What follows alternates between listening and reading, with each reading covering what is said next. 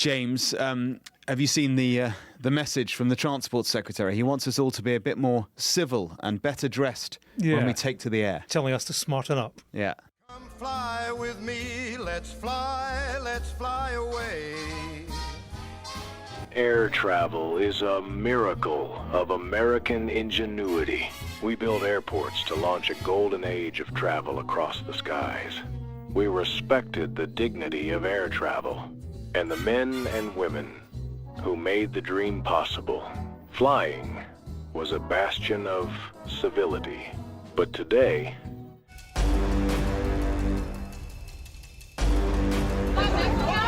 Don't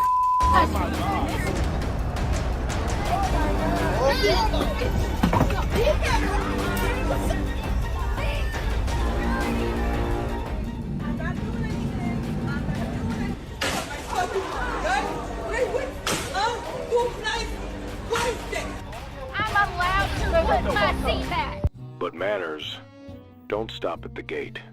That's right. Manners don't stop at the gate. Things aren't what they used to be. Some would call it the golden age of travel. Let's bring civility and manners back. Ask yourself, are you helping a pregnant woman put her bag in the overhead bin? Are you dressing with respect? Are you keeping control of your children? Are you saying thank you to your flight attendants and your pilots? Are you saying please and thank you in general? The golden age of travel begins with you.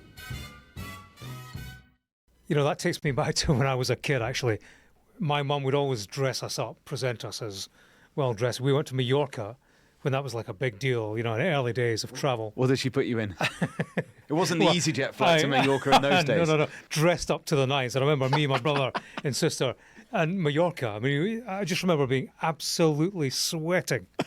And that was before we left Glasgow Airport. Were you a little blazer and short trousers? Yeah, all of that stuff, yeah. Travelled like Edinburgh's Lord Snooty.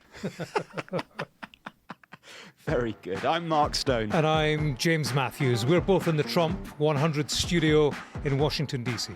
And I think we're pretty well dressed for the occasion as well. What have we got today? Marjorie Taylor Greene, once Trump's mouthpiece in the House of Representatives. Shock horror, late Friday night, she announced her resignation. How badly is the MAGA America First right splintering? It won't please the president, nor will the latest dispatch from the court. A judge has thrown out the prosecutions of two old foes as the Trump revenge tour comes off the rail. Maybe all these domestic problems are why Donald Trump is focusing further afield. A call with President Xi of China.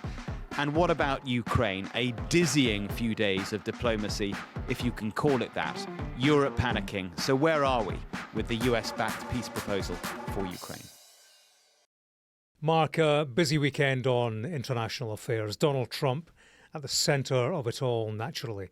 We had Ukraine and all its comings and goings, and then we had China. A Monday phone call, unexpected, between President Xi Jinping and President Donald Trump. Yeah, it has, as I say, been a head-spinning few days. Midweek last week, we got that leak that this 28-point peace plan was coming out. It was then revealed.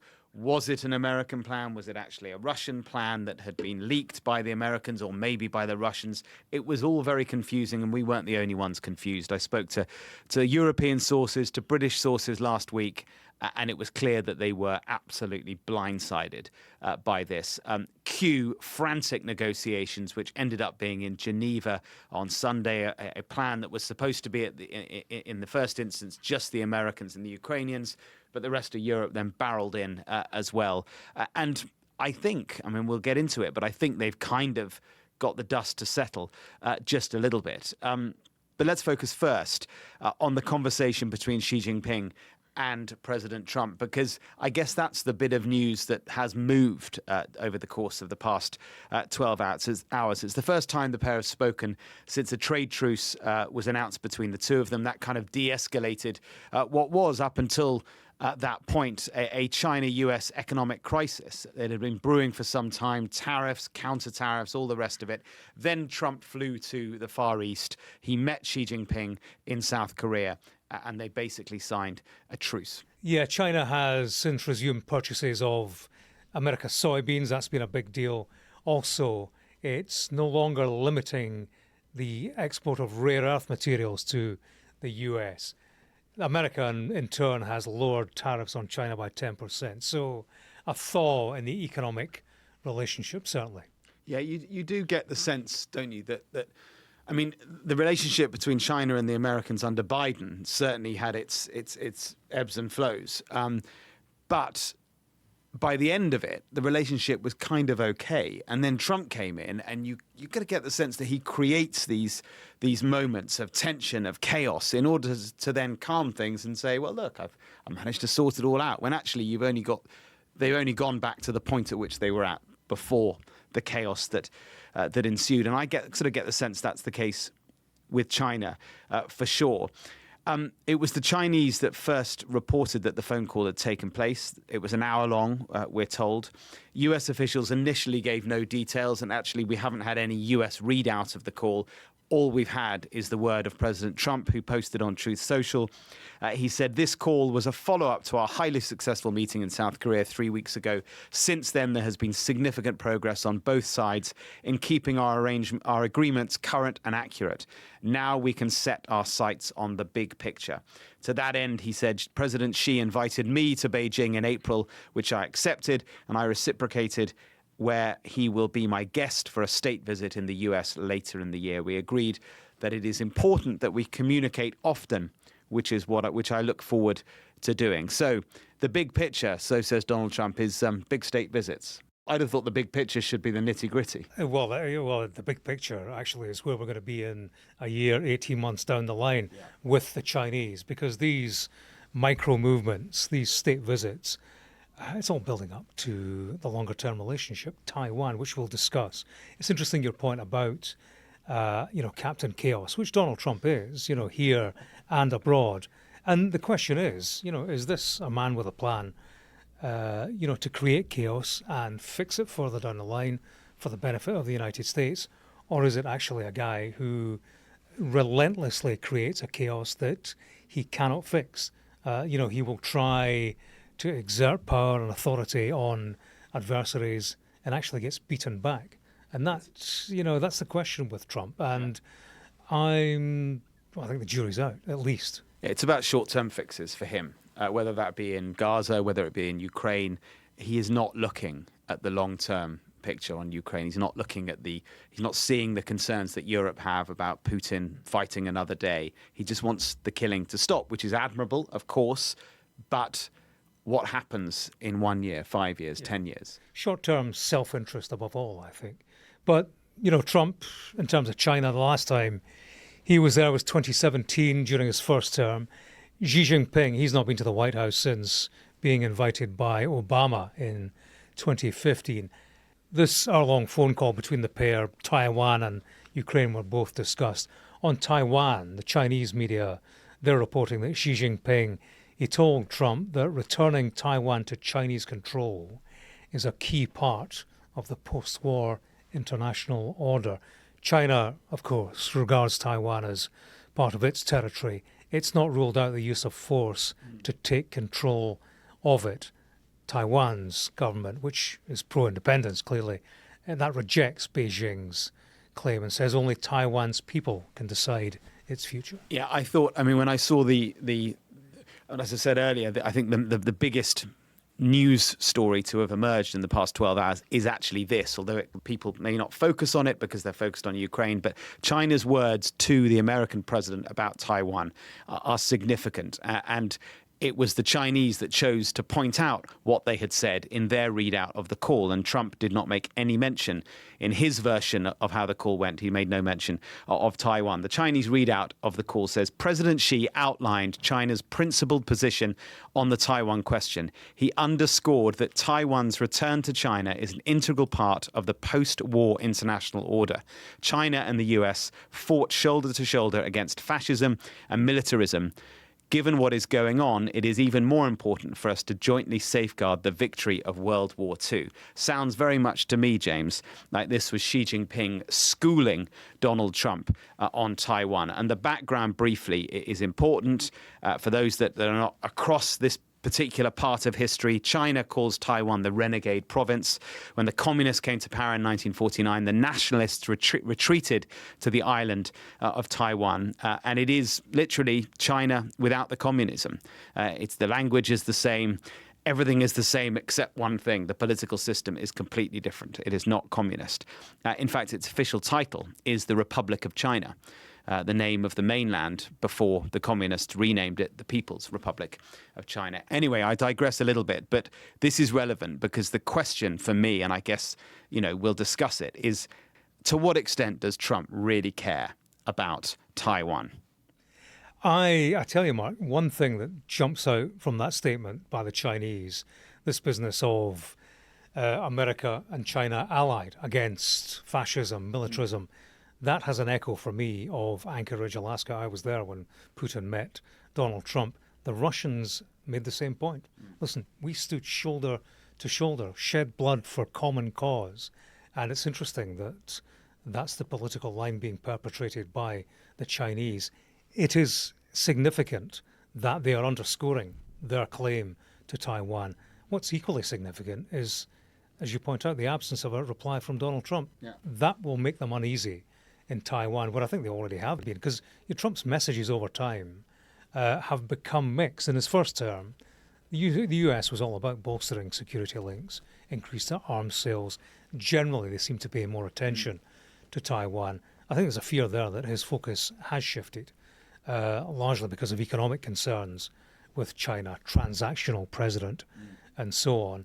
And I think that concern will be the Ukraine experience. I think that could be instructive when it comes to Trump. Absolutely. His priorities, as we know, are more centred on domestic concerns.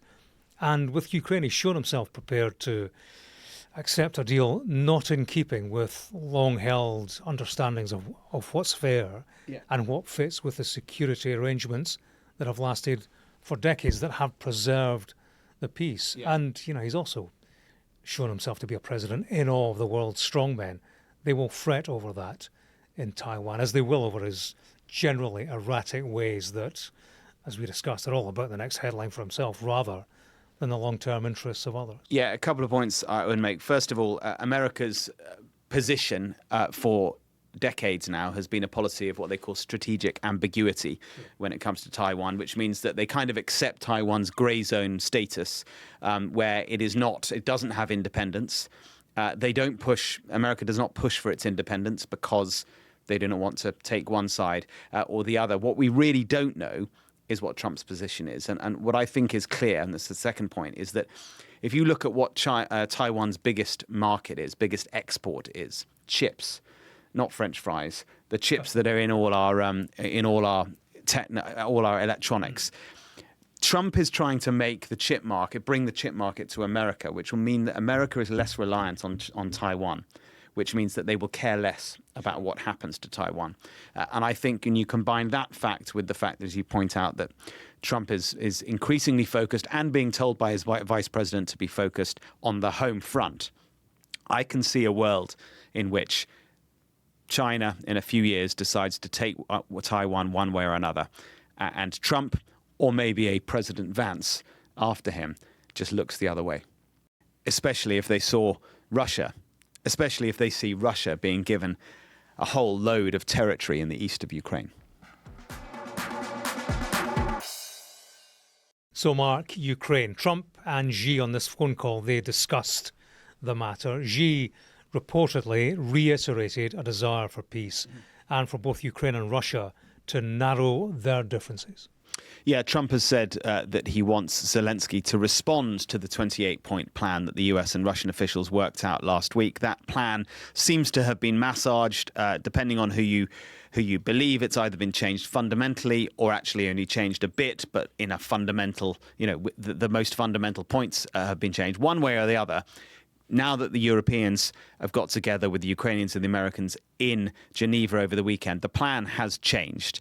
And that meant that the 28-point plan was, as we predicted, not a fait accompli, but in fact a live plan which has since been changed. And it is now more to Ukraine's favor. But of course, that means, guess what? The Russians don't like it. And they have, over the course of the past 12 hours, pretty much rejected it. The Europeans certainly were not happy with being left out of the peace proposal cooked up initially. Friedrich Merz, the German Chancellor, he went on Deutsche Welle, the English language German news channel, expressing discontent. Well, we are aware of this 28-point plan since last Friday. I had a call with President Trump before I left the country. I told him that we could agree on some of them, but there are others we could not agree. And I told him that we are fully in line with Ukraine, that the sovereignty of this country must not be jeopardized. Interesting, he chose an English language channel to speak, a German English language channel. He wants his message to get to President Trump. He is, I think, if the Italians are more on side with the White House way of thinking, if Keir Starmer likes to see himself as a bridge between America and the rest of Europe, Chancellor Merz is the one who is a bit more tricky for the president. I don't think President Trump and Merz really see eye to eye. And I think that you get the sense there that Merz is pretty upset with the way Trump has dealt with this. And I also think that Merz believes that Europe holds some leverage over the Americans. I mean, remember, one of the points in this 28-point plan is that the frozen Russian assets, which are currently being held by Europe, would be ploughed into some sort of investment operation, which America would get 50% of the profits of. So it sounded like a bit like a heist, and that's how one person described it to me. Well, the Germans are saying, hang on a minute, this is Europe, this is Russian money that we hold in Europe. We're not going to agree to something like that. So there's a lot of small print to be gone through before we're anywhere near a deal. Yeah, and in terms of the bigger headline, I think Merz recognises that, as do the Ukrainians, and they've been queuing up at various levels to emphasise this, that unity is the only thing that will resist Russian aggression, unity between America and mainland Europe, and that has to be a unity on Ukraine's terms, which, they couldn't identify in this plan. They have struggled to identify in the ongoing negotiations. So clearly there's heavy stress on trying to rein in Trump and everything they heard over the weekend, initially at least. You know what I'm interested in, James, is the characters involved in all of this on the American side, because there's a whiff of domestic politics going on. There's a whiff of rivalry as well. The two principals I'm talking about are J.D. Vance and Marco Rubio, who clearly, as we were discussing earlier in the office, they both want to be the candidate in 2028, don't they? And in fact, Trump himself kind of encourages that. He's often heard saying, J.D. or Marco, when he's talking to reporters and other people. He's encouraging this. Now, the reason they're relevant to Ukraine is because they have, I think, fundamentally different positions on the Ukraine issue. J.D. Vance is the America First, Appalachian boy done good, who's talked so often about, America First. Why are we concentrating on these faraway wars? He went to Munich, didn't he? And he lectured Europe about all sorts of stuff. I get the sense he wants to get this war done, and done quickly, and a quick fix, as we were talking about earlier. Then there's Marco Rubio, who is really quite different. Like, traditionally, at least, he's an old school conservative, interventionalist, Russia hawk, pro-Ukraine. It's really interesting to see how the dynamic is sort of being molded, with both of them involved in this latest plan. But it was Rubio who went to Geneva. Yeah, I think whoever runs for the White House in 2028 will need to demonstrate an ability to lead on foreign soil as much as the domestic front. And the same applies clearly to the current incumbent. On that basis, I think Americans and the rest of us, because we all have a stake, are entitled to look at the events of the past 72 hours and be somewhat bewildered at the chaos of events. This farcical situation where a plan was drawn up after talks between Steve Witkoff, Trump's envoy, a man who we know is a big Putin fan. He's made that clear. Talks in Miami between him, Jared Kushner, Trump's son-in-law, and this Kirill Dmitriev, leader of the Russian Sovereign Wealth Fund, who incidentally is under sanction by the US. This plan gets leaked to Axios. Witkoff, apparently by mistake, goes on X and says of the reporter, he must have got this from Kay. We don't know who he meant by Kay, but K for Kirill might be a good guess. And, this plan, it contains everything that Russia has ever asked for. Yeah. Marco Rubio, he tells senators the peace plan isn't Washington's position, but a Russian wish list. He later said it was authored by the US. And then on the same weekend, you've got Trump saying Ukraine has shown zero gratitude for US help. You had Ukraine, European allies scrambling to catch up and to patch up. And the Russians saying nothing, although now, as you say, they've rejected Europe's counter-proposal. So we are where we are, and we are actually where we have been so often. Donald Trump in a hurry, seeking a short-term deal, for his own interests. Is this really something that was outsourced to Steve Witkoff? Can that be the case?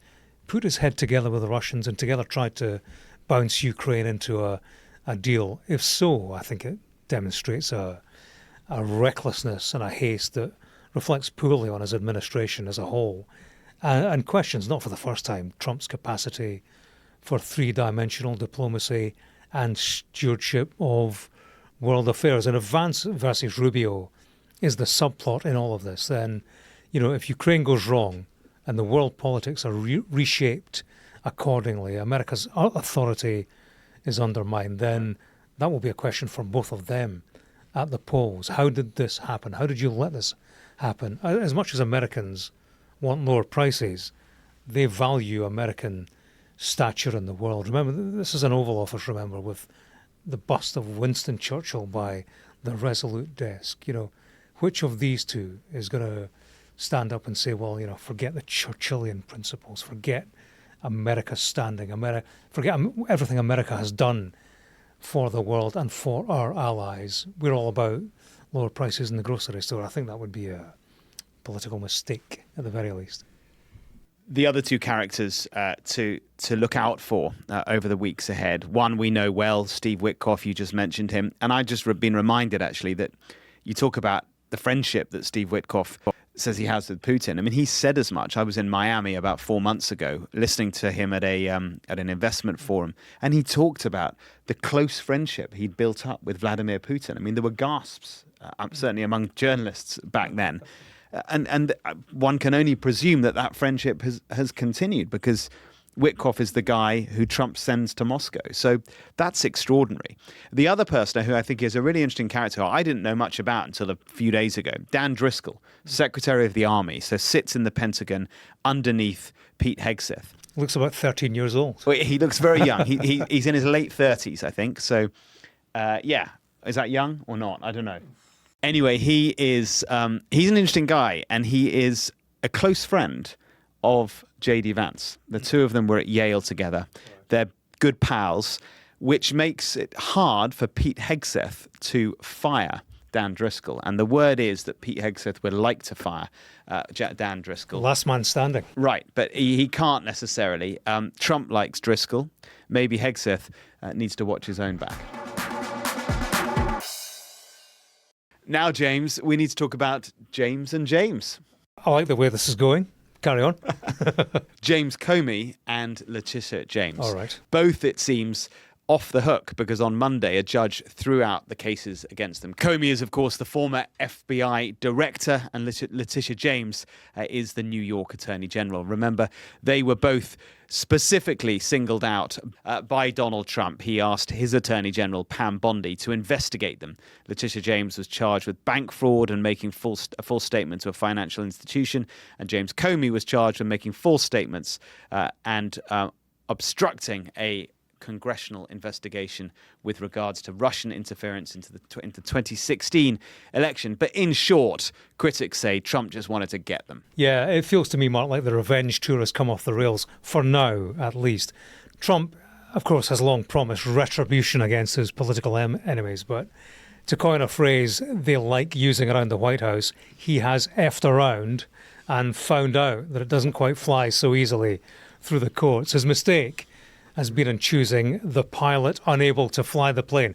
That's the end of that metaphor. Oh, very good, James. You've been working all day on that one, haven't you? You better believe it. Lindsay Halligan is the lawyer who, she took the job of Trump enforcer when others better qualified turned it down. She became prosecutor with the highest of profiles, but she had no prosecutorial experience. in pursuing the cases against Comey and James, she had to present evidence before a grand jury, something she had not done before. But more than that, Halligan didn't have the legal ability to do the job. Her appointment violated laws limiting the ability of the Justice Department to install top prosecutors. So Trump put her in there, but he should not have.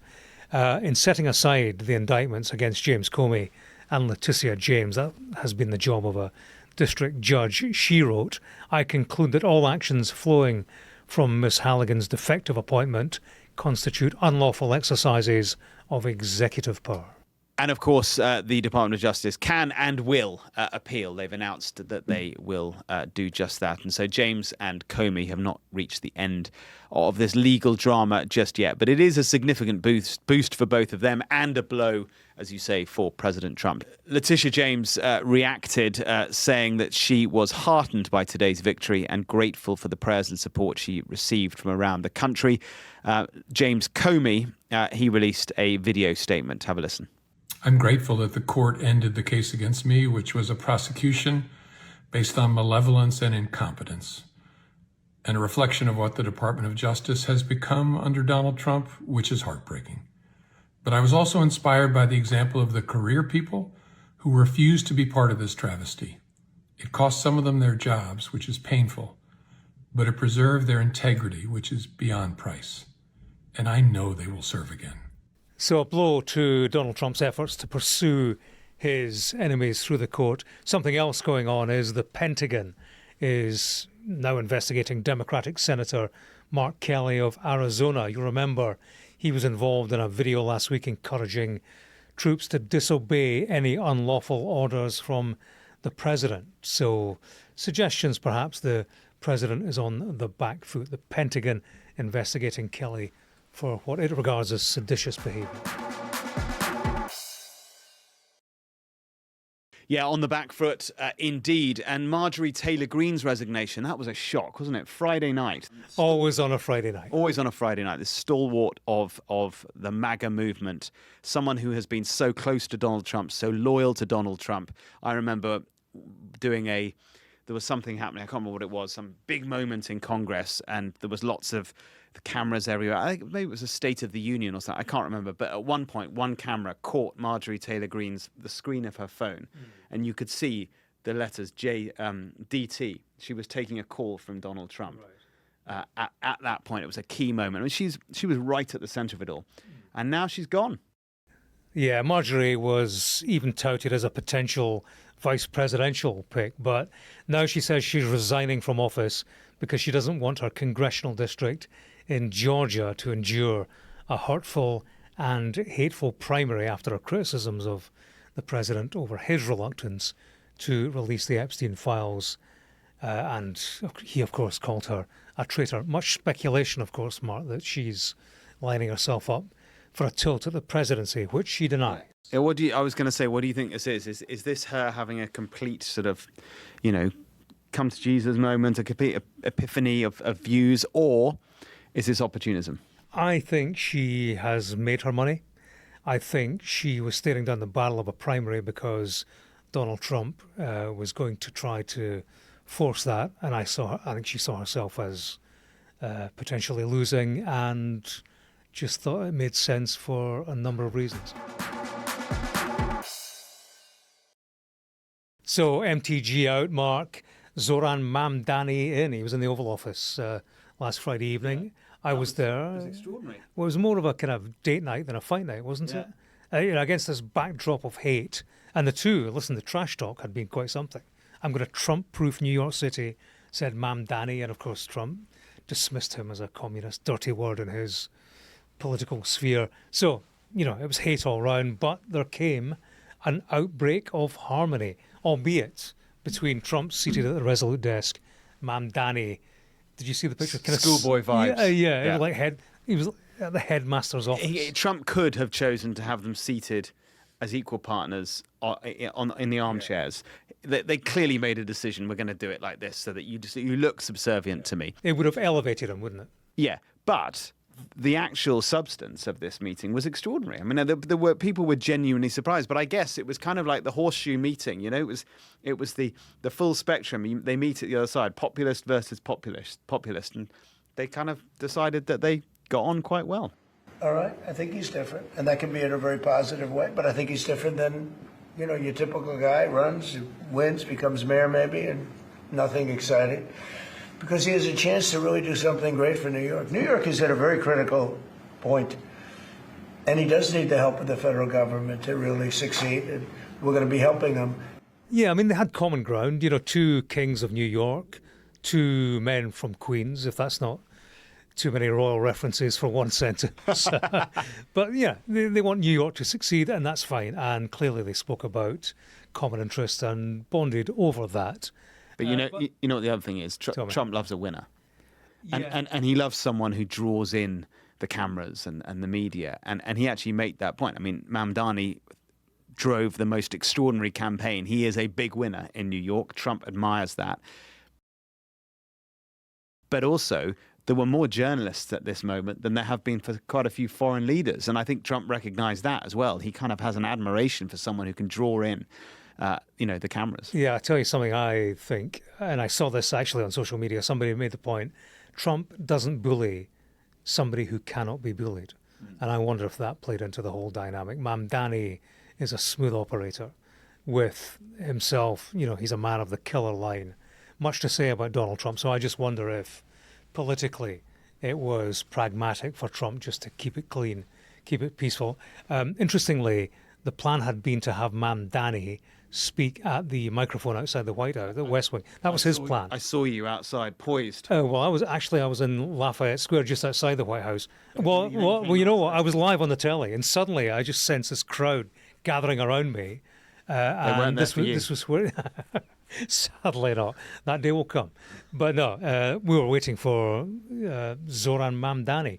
He was going to hold an impromptu press conference, having not been able to in the White House.